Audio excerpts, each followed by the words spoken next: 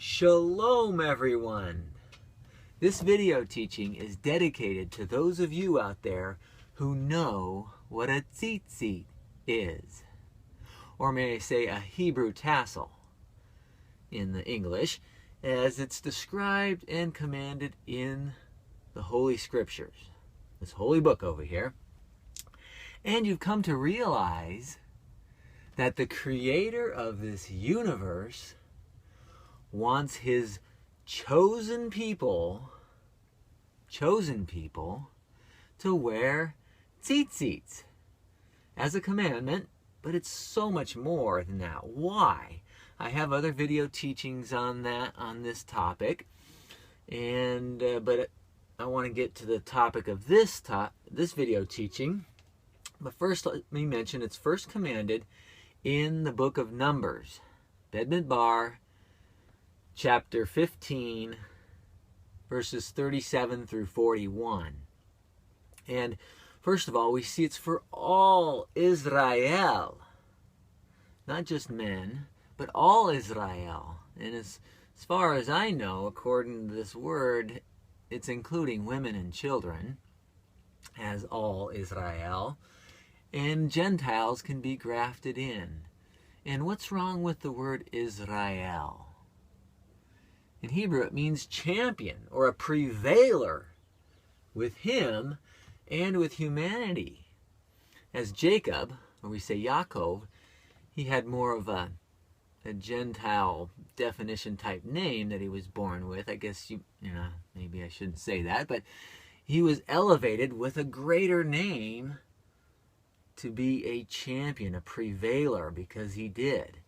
And so why would we want to just think, oh, that's Jewish? And there's this anti-Semitism that many Christians and other people in this world have been brainwashed with, or inherited, I should say, through a very bloody history and past, and we don't realize that the Scriptures are good.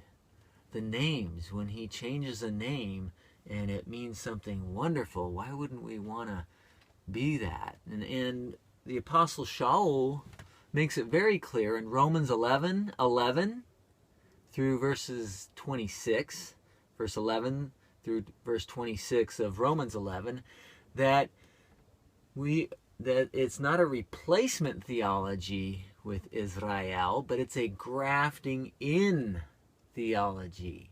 It's very clear that it's the same holy tree, same holy root. Yes, some of the branches have been cut off through disobedience and lack of faith, but he says that even the wild branches from wild trees, that's talking about the goyim, can be grafted in to the same holy tree. And that it can also stir those who have been cut off to jealousy or anger. And Paul is referring to Deuteronomy chapter 32, verse 21, where if you know your Hebrew, you can go there and understand it even on a deeper level, that the goyim, the goy, that God will stir up a foolish people, a Gentile people, to bring Israel to jealousy and anger, but in hopes to bring them back to the Torah, the commands, the mitzvot that is written clearly in the books of Moshe, or Moses, the 5 books here. So this is for those of you out there who've come to realize that by now, and that it's not just for all Israel, but it is also a reminder, and not just a reminder of his commandments and his character and his love, but he says so that you will be holy. And he's talking about set apart, to be different. Who in the world wants to wear tzitzits with blue in them in this world? Do you notice anybody who's not wanting to follow the Scriptures that does that? You know, it makes you holy. People see that, and there's something different about you, and they might label you or put you in a box because of their understanding and background.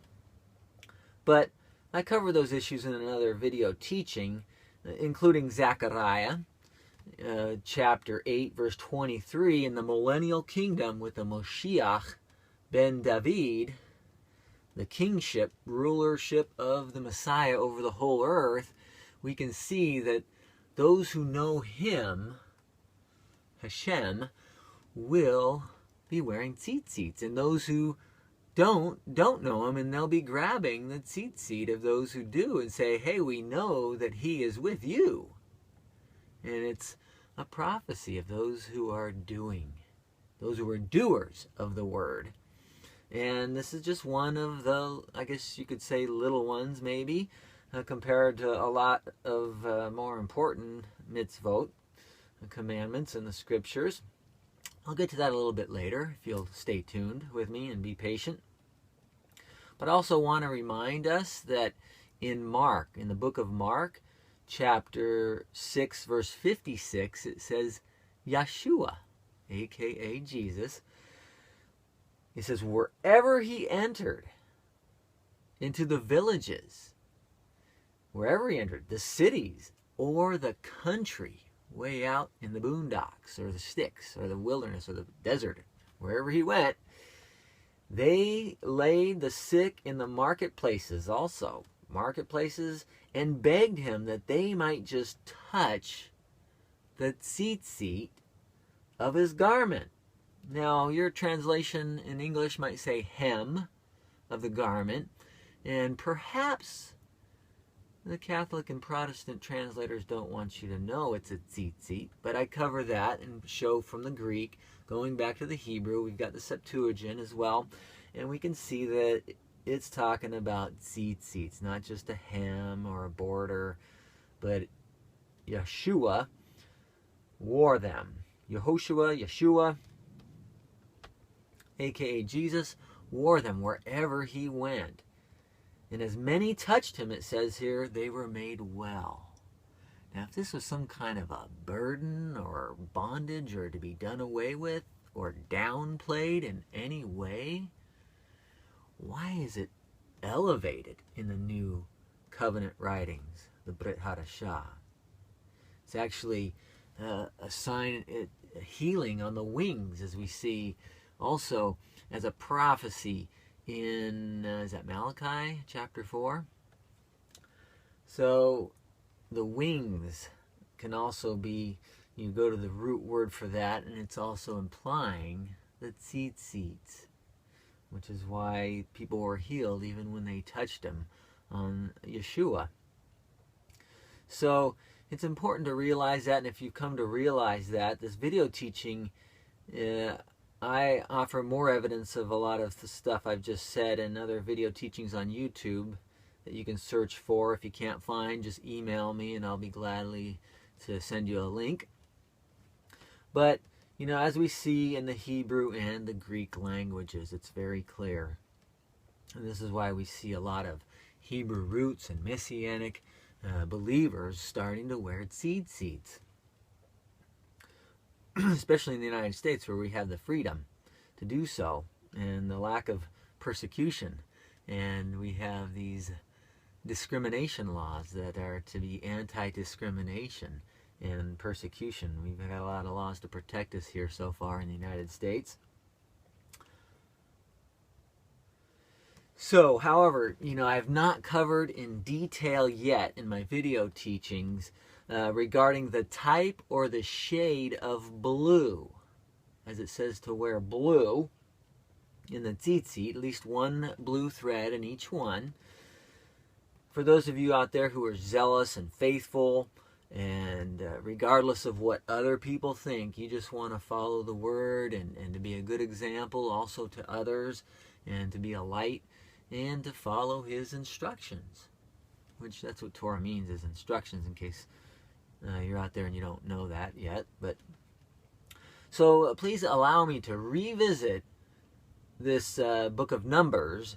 We say Bed-Midbar, chapter 15, verses 37 through 41. Just real quickly to cover the blue here, and it's also covered also in Devarim, in Deuteronomy. I believe it's chapter 22. But let me just read this here. I don't want to cover too much ground that I've covered already, but just real quickly in review. It says, again, and the Lord, the Adonai, Hashem, or we might say, the holy name here, the Yud He Vav He, 4 letters, spoke to Moshe, saying, speak to the children of Israel. The children. Are you a child of Israel? Of him? Well, you can be grafted in if you're not.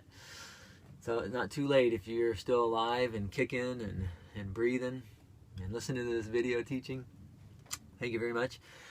It says, tell them to make tassels or tzitzits on the corners of their garments throughout their generations. And to put a blue, this is where we read in English, a blue. Now the Strong's Concordance number there, for those of you out there who are Christian and find the Strong's Concordance with some credibility, not saying it's perfect, but it's 8504. That's 8504. And to pronounce it is Techelet. Techelet. And it also says it's from another Hebrew word, root word, is Strong's number 7827. 7827, which would be pronounced very similar, Shechelet. So instead of the Tav, it's the shin at the beginning. And so it implies, blue as well. And you can look up those Strong's Concordances and see that it's talking about some kind of a muscle. Strong's isn't sure what kind of a muscle, some kind of a sea shell muscle. And I'll get to that a little bit more from the rabbinical understanding of this and Jewish history as well. Backs this up that it's more of a snail, but more of like a, well, I'll get to that in a little bit. It says that you're to put this blue, this techelet, in the thread of the tassels on the corner. So it doesn't have to be just all blue. You can just put a blue thread in there, whatever color the tassel is. And so it doesn't say, and I do confess, it doesn't say it has to be white or any color other than at least having some blue in each one of them. So why wear white and blue? You see in Judaism, a lot of them wear just white. They've thrown out the blue because they're not sure about the exact shade of blue and they want to be exact and perfectionist on that. But why wear white? Why do I wear white? I like to wear white, for a number of reasons. Why offend our Jewish brothers? Is one question I ask. So, and white is a wonderful symbolic color we see in the scriptures of righteousness, of character. Like King David said, make my righteousness whiter than snow. And snow, if it doesn't have any dirt or pollution on it, it's hard to get any whiter than that. But it's a figure of speech, of pureness, of purity. We see white linen garments, the men in white, not the men in black, but the men in white are to be representatives of him, and even angels, we see this in scriptures, messengers of his. So white does have some good symbolic meaning, although it's not a mitzvah. I do admit that, and we shouldn't force that as a mitzvah, or force anything for that matter, but just try to not be too dogmatic. But again, I say, why offend our Jewish brothers? When they see it, why would we want to cause a stumbling block? When you put the white in there, it's more noticeable. It doesn't blend in with your clothing as much. And sometimes we're kind of embarrassed and ashamed of wearing these, and we don't want people to say, oh, you're Jewish. Are you being Jewish? I get those questions, and I have in the past. And it's kind of derogatory because of the term that people have, and even in Christianity, that Jewish is cursed, is done away with, or on and on. But why cause a stumbling block before Judaism? They're just going to avoid you if they see that, oh, okay, that must be one of those Hebrews guys. I'm getting away from him. Why create a division, or to them not to want to be friends with us because of what they're taught about us, about Messianic Jews and Hebrew roots believers out there? So I don't like to cause unnecessary stumbling blocks. I don't want to be arrogant. We need to ask ourselves, are we going to be arrogant with our liberty?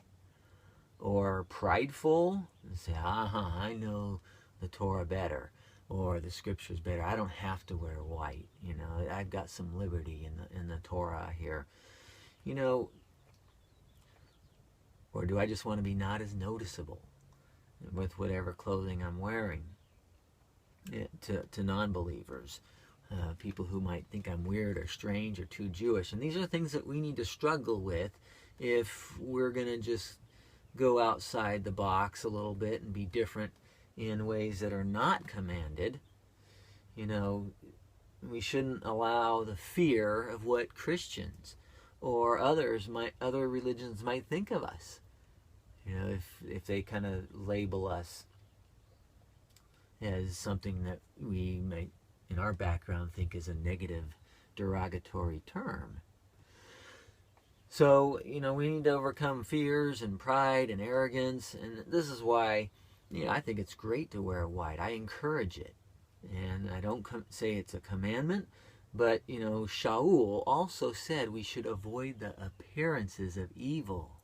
And even if eating meat and someone thinks it's wrong or sinful, that it's not following the scriptures, when deep down you know that it is, that I'm not breaking Torah by doing this, and others think you are, well, he says, I'm not going to even eat meat if it offends somebody. So here we see a good example from Shaul, and that's in 1 Corinthians 9, verses 19 through 23. He also says, I should say, that be all things to all men, of course not compromising with the word, but just to try not to offend people, to put people at ease more, but not through sinful condoning or actions. So, you know, we need to balance those things out in the scriptures. And so I do encourage and I promote wearing white and blue tzitzits. Now, nevertheless, this Hebrew word for blue, the modern Hebrew word for blue is Kah-khol. Now that sounds different, and it's even spelled different. Kah-khol is the Kaf, if you know some Hebrew, your Hebrew letters at least, the Chet, the Vav, and the Lamed. And that's Kah-khol. That's blue. And as far as I know, that's referring to all shades of blue. It can be light blue, it can be navy blue, as far as I know. And if I'm wrong, please correct me out there. I don't claim to be a Hebrew expert in the language. It's not my native tongue. Now, Techelet, like I said, different Hebrew letters. It's the Tav. It's got the Chaf, the Kaf, the Lamed, and it ends with a Tav. Techelet. And so the big blockbuster question to ask, and what I'll propose and answer in this video teaching, is what is the big difference, visual difference, maybe I should say, what is the visual difference between Kah-khol and Techelet? Other than just the Hebrew letters, what is the big difference? Now, if you're a Christian out there and you're still listening and you don't think these things are important, well, please don't get offended. But if you are thinking anything like, well, I'm a Gentile, I'm not a Jew, or if you're thinking this is not a salvational issue, I already have eternal salvation, and once saved, always saved. And if you have those views, well, then perhaps you don't even need to ask questions like WWJD. What would Jesus do? The old acronym that got popular a while ago. What would he do, and what would he teach today? If he were here in the flesh, what would he do? Would he be wearing tzitzits? Would he be teaching the obedience to wearing tzitzits today? Well, Hebrews.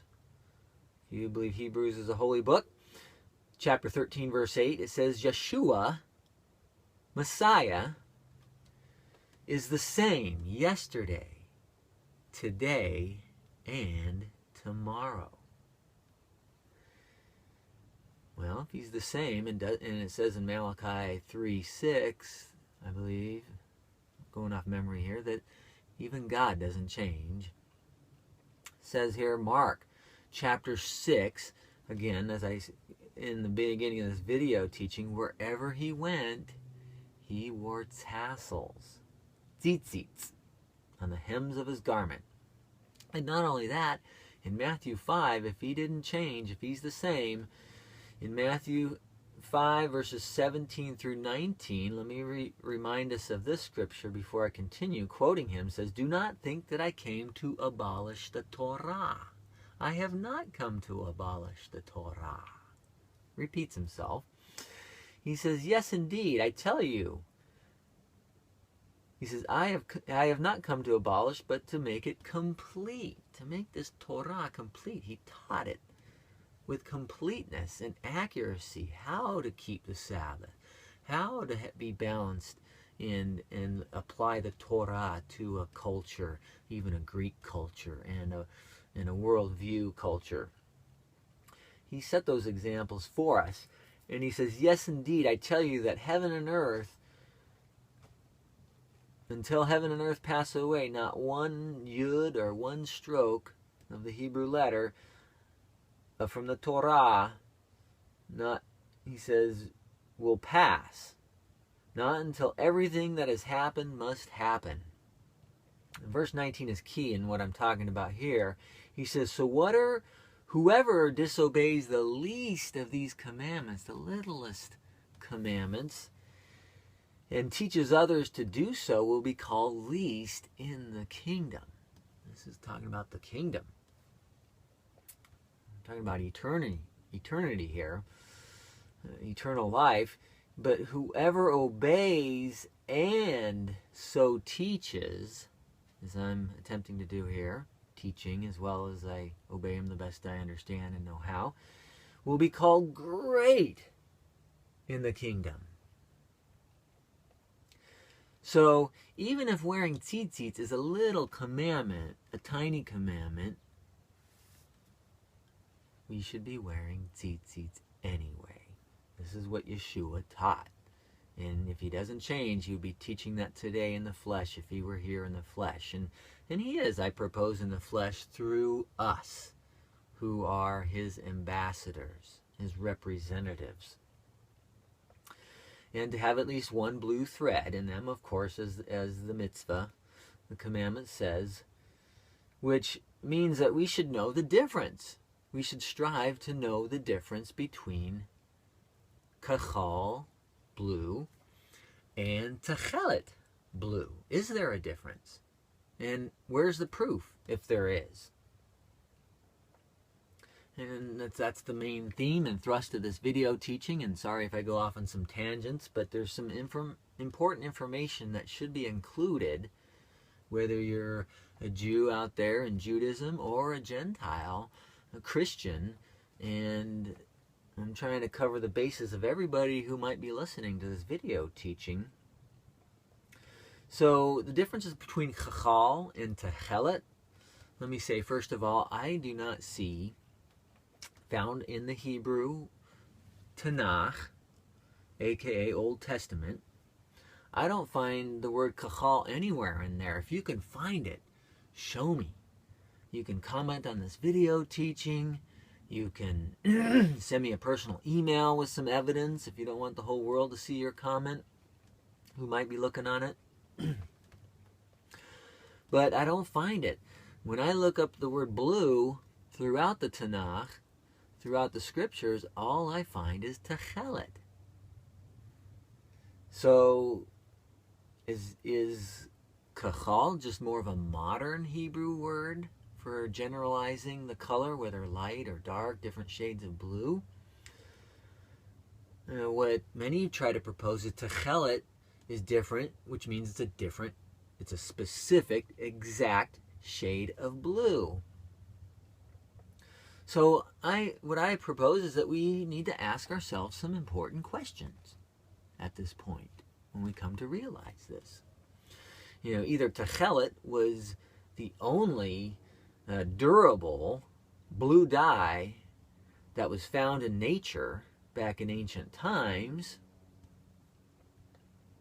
in the Middle East, for that matter, since that's where they were, or perhaps the Hebrew word Kah-khol was utilized for all shades of blue within ancient biblical Hebrew.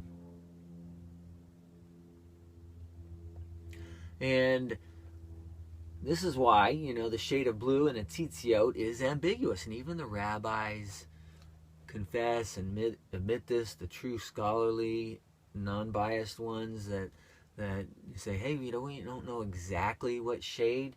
You know, if you just get it right from that sea snail, and you can also get it from cuttlefish. And, you know, but we look at the creation, there's different shades of yellow flowers, yellow fish, different shades of blue.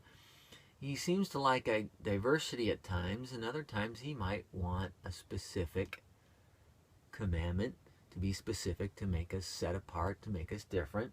And so this is where we rely on some Jewish history, what the rabbis, what the sages have recorded. And I'm not saying all the oral law is infallible, and I'm not saying that it all should be abolished and it's all bad either.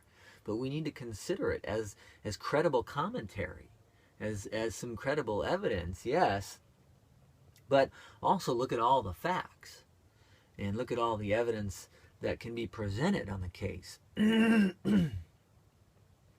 So, you know, if you go online and you look under Orthodox kosher talits or tzitzit, and the one I probably recommend the most out there is called Ben's Talit Shop. Now, Ben is the Hebrew word for son.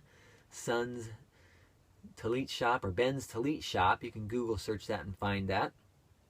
And you'll find that there's two types of blue dye accepted by Orthodox Judaism today. Two types.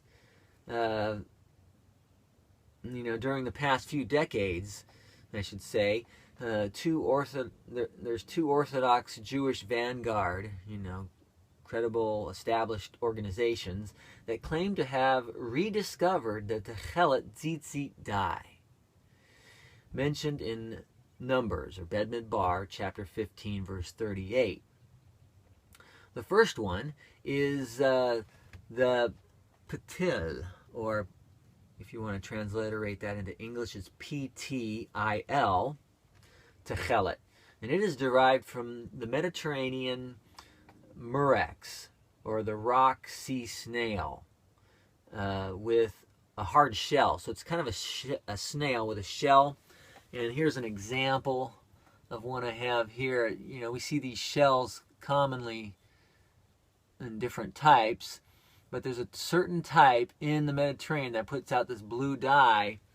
And if it's big enough, you put your ear to it, like this one, you might just hear the ocean, or whatever else you want to hear. Hope you don't mind a little humor. But so it's a sea snail. That's just a little visual aid to show that it's got a hard shell, like it's actually a snail shell sea critter, or it's also known as the Hexaplex truculus, Truncus, also a sea snail with a hard shell. Now, the second type of blue you'll find that's accepted within Orthodox Judaism for a tzitzit, to fulfill the mitzvah, the commandment, is called radzin, or however that's pronounced, R-A-D-Z-Y-N, if you want to transliterate that. And it is derived from a cuttlefish. You know, these cuddly fish, you know, they're cute. But they can be poisonous, so I do recommend that you don't get too cuddly with a cuttlefish. I like to play with words, so I hope you don't mind a little humor in here. Don't want to be too dry through a long teaching here. But as far as I know, navy and dark blue colors do not come in any of these diverse types of seashell, snails, or cuttlefish. Now maybe there are, like I said, there is a lot of diversity within the creation, but according to what I know and what the rabbis say, if you want to just get it without mixing any colors, it's a lot easier. You're making tzitzit. Why change the natural color from whatever kind of dye that you can get it from nature? You can if you want, if you want to make it a different shade or try to match the Kah-khol that's coming from the sea snail if you're getting it from another source in nature or whatever. But the blue dye, and even you'll find on Ben's Talit Shop website that the first one I mentioned, the PTIL, is a stronger dye. It doesn't bleed as much as the cuttlefish dye tends to, in the beginning, bleed a little bit. So you have to be careful that it bleeds into the white or whatever color clothing that you have. And there's a little warning that even in Ben's Talit Shop mentions that.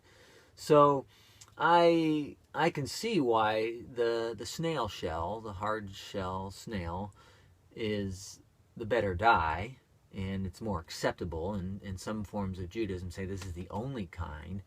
And I could see the reasoning behind that, some good reasoning behind that.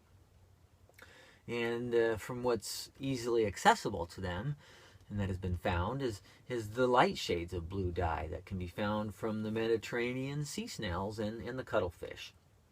So it could be like a turquoise blue, as you might see. You can Google search it and find something closer to a royal blue, a little bit darker. I guess also from the cuttlefish, what it seems. But let me propose this question. Let me give you this question here also, since we're talking about shades of blue. How did ancient Israel get purple and scarlet threading? Now, as in the first temple, the second temple, even the priesthood, the ministry, had these different colored threading. And so where did they get purple and scarlet? From a different type of animal, or did they have to blend other dyes that they would find in nature during those ancient times to come up with purple? And even in elementary school, didn't you learn that you mix different colors, you get different colors? Like if you mix yellow with blue, you get green. Or if you want a darker shade of blue, you add this. Or if you want a navy blue or a brown or any color, you have to do some mixing and blending. So we can see with some basic reasoning to come up with some of these colors in the temple. And if I'm wrong, provide me some evidence. I'd sure love to see it. But we can see that they had the practice of blending other colors, making different shades, different colors from the dye. So it wouldn't surprise me, let me just put it this way, it wouldn't surprise me if people had different shades of blue in their tzitzits, even during ancient times. And there is room for interpretation, since Kah-khol is the only Hebrew word that I find in the Tanakh for the color blue. Then I wouldn't want to be too dogmatic and say it has to be exactly this shade of blue. That the blue is symbolic of the dominant color in creation. The sky, the water. Even green is a mixture of blue with some yellow. Yellow is a good symbolic color of light and truth and righteousness as well. So green's a second dominant color, but even green has some blue in it to make green. And so we see blue. The Creator loves the color blue as a dominant color. And I'm not saying it's his favorite color, but implying through the creation and through putting blue. And by the way, this is not in my notes, but you go to Revelation, I think the harlot, the woman who poses Israel but is not, is a counterfeit, doesn't have blue. The harlot won't wear that blue. And so it's a kind of a sign that, that the harlot's not going to be supporting the commandments, not supporting what is love and what is character, according to him. So blue is very important to him, regardless of the shade of blue. And that's why it's important to understand that that, you know, we shouldn't just reject blue in our tzitzits, as a lot of our Jewish brothers and believers, very sincere, just wear white, pure white. And the reasoning I've heard is that, well, the greater commandment is to wear the tzitzit. The lesser commandment is to put blue in it. And that's kind of rational. But when I look at the scripture, I see both as a mitzvah. Wear the tzitzit, put the blue in there. They're both mitzvahs. And who are we to say which one is greater and which one's less? Why don't we try to fulfill both and realize our Creator has some diversity in His creation, and is even accepted within Orthodox Judaism to be different light forms of blue in there to match where they would have more easily achieved these dyes back in ancient times. So what I propose is that, that let's fulfill all the commandments the best we can, the best we know how, and not be too dogmatic about what's ambiguous, but there are issues to be explicit, and that is to wear them and to put some blue in there. And white is a good thing too, but it's not commanded, and I encourage that.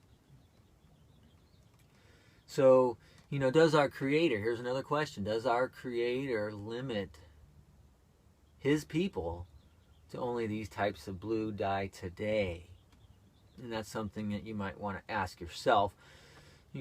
Were these dyes the only blue dyes available during the ancient times? After all, they're unclean animals for food consumption, and a touch of dead animal made you unclean till evening. So, if this was all they had access to, of course, you fulfill the mitzvah, the commandments, in any way that you can. If you can't afford to order them from Israel at those high prices, and you can make them yourself, great, wonderful, fulfill the commandment. And be as you can, do the best you can with what you have to do with, as we say. So, regardless of our conclusions, I would like to conclude here, not to complicate the simplicity that is in the instructions of our Creator. Let me just finish here with Deuteronomy, Devarim, chapter 30. Some people say these things are too complicated and we need the sages or the church fathers to interpret all this for us. Well, look at Devarim, chapter 30, verses 11 through 14 here, and I'll just quote this. For this is the commandment. If you look at the context, it's not singular, really. He's talking about all the commandments, but he makes it singular in this verse. For this is the commandment which I command you today. It is not too mysterious for you out there. This is he says it's not too mysterious for you, nor is it too far off somewhere. He says, it is not in heaven that you should say, who will ascend up into heaven to bring it to us, that we may hear it and that we may do it. Or maybe we need someone with some special revelation and connection to Him that we don't have. It's not too complicated is what I see our Creator trying to tell us here. He says, nor is it beyond the sea. You shouldn't have to travel overseas and go overseas just to keep these commandments, these mitzvot in our lives. This is how I see it. Nor is it beyond the sea that you should say, who will go over the sea for us to bring it for us, or bring it to us, that we may hear it and do it. In other words, we don't have to go across the sea or have anything being sent from across the sea. Or go to some special seminary or yeshiva school to get this basic, simple understanding of the written Torah. He says, but the word is very near to you. Or at least it can be if you want it to. If you ask for his help, he'll send you a helper. Or plenty of help to do it, to be a doer, not just a hearer. He says that you may hear it and do it. But the word is very near to you, in your mouth and in your heart. He will write it. That's the new covenant, the prophecy in Jeremiah 31:31 through 34, 33. And also Jeremiah 32. We see this in Ezekiel 9, Ezekiel 36. The Brit Hadashah will write the commandments in our hearts and in our minds if we really want him to, if we're willing to become a new creation, become newness, to put away the old disobedient, rebellious self and walk in newness of him. That's what I see here. But the word is very near to you, in your mouth and in your heart, that you may do it.